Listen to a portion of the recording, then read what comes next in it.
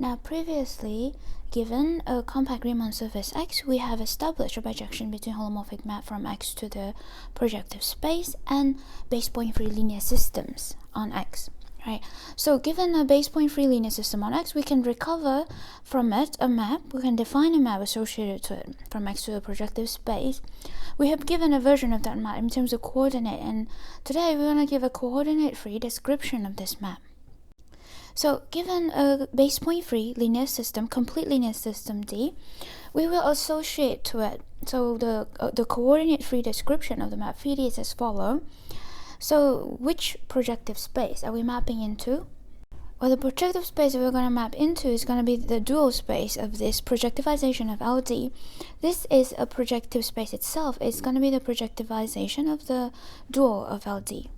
Right, and this map turns out to be the map that sends P to this codimension 1 subspace.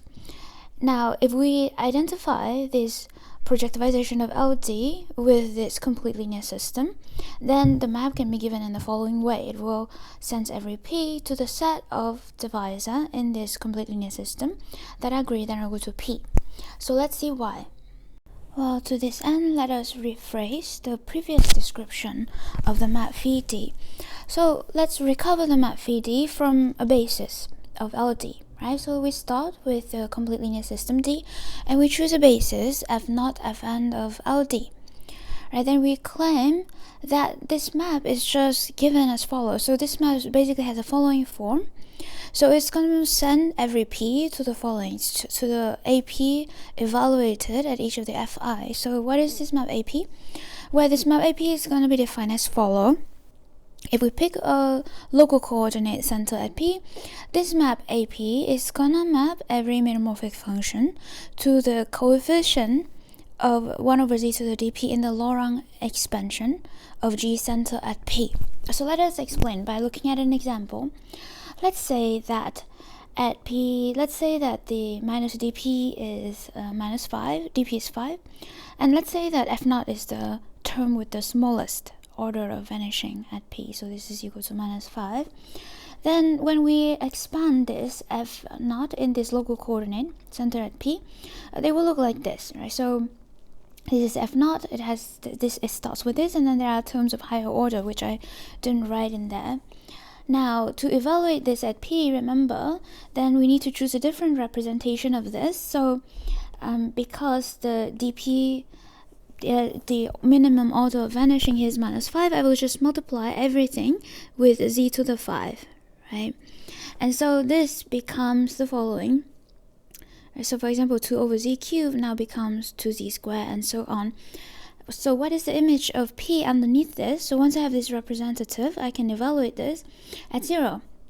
And so I will just get this term. Now if you look carefully there, what are these coefficients? Well, this coefficient here are this is just exactly the coefficient of 1 over z to the 5th, right? This are just exactly the coefficient of 1 over z to the 5th. In f0, in f1, f2, and fn, there are no coefficients in front of 1 over z to the 5th. That's why these become 0. And then for f0, the coefficient is 3 here. So we get this coefficient. So we see that this map, phi D, sends every point P to the, so what does it send every point P to? So it will be this coefficient here are just going to be the coefficient of 1 over z to the dp in the Laurent expansion of each of these Fi centered at P.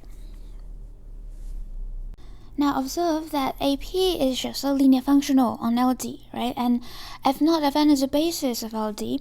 So given the value of AP of the base at the basis, it's just equivalent to actually giving AP, but here it's just up to a scalar. So really we have determined AP up to a scalar. So here we can identify Pn with the projectivization of the dual space of LD, right? And then we see that this point corresponds to the class of AP. On the other hand, we can identify this projectivization of this dual space as the dual space of the projectivization of LD, right? What's the definition of the dual space of this projectivization? Well, the dual space of any projective space is just going to consist of codimension 1 subspace of it. So for every vector space V, we have an identification between the projectivization of its dual space and the duals of its projectivization by associating to every linear functional f, the class of every linear functional f, the kernel of f. That's a codimension 1 subspace of V.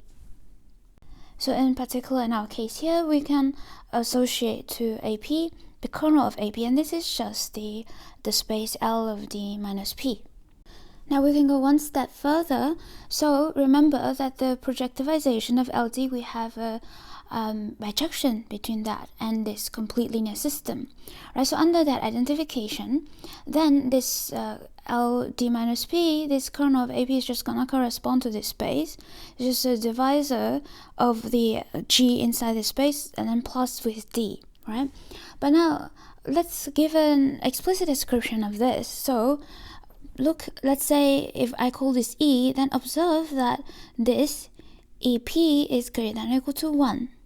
Why is that? Well, observe, for example, in the previous example here, let's say dp is 5, right? Let's say dp is 5.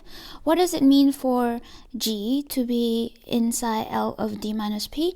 That would mean that G has a pole of order at most 4 at P, right? So that means that the order of vanishing of G at P is going to be greater than or equal to minus 4. Right? So if we add this together, we see that this EP has to be greater than or equal to 1. So we can rephrase this and write this as the set of effective divisor linearly equivalent to D, such that their coefficient at P is greater than or equal to 1. Putting all of this together gives us the following coordinate-free description of VD. So starting from the base point free linear system D, we can now construct a map from X to the projectivization of LD star, which we identify with the dual space of PLD as follows. So every point P is going to be sent to this codimension 1 subspace of LD. Is L of D minus P, and if we want to think of this in terms of the dual of the complete linear system D, then this P is just sent to the set of all the effective divisor linearly equivalent to D that are greater than or equal to P. In other words, these are exactly the divisors containing P in its support, and non-negative divisor, effective divisor containing P in its support.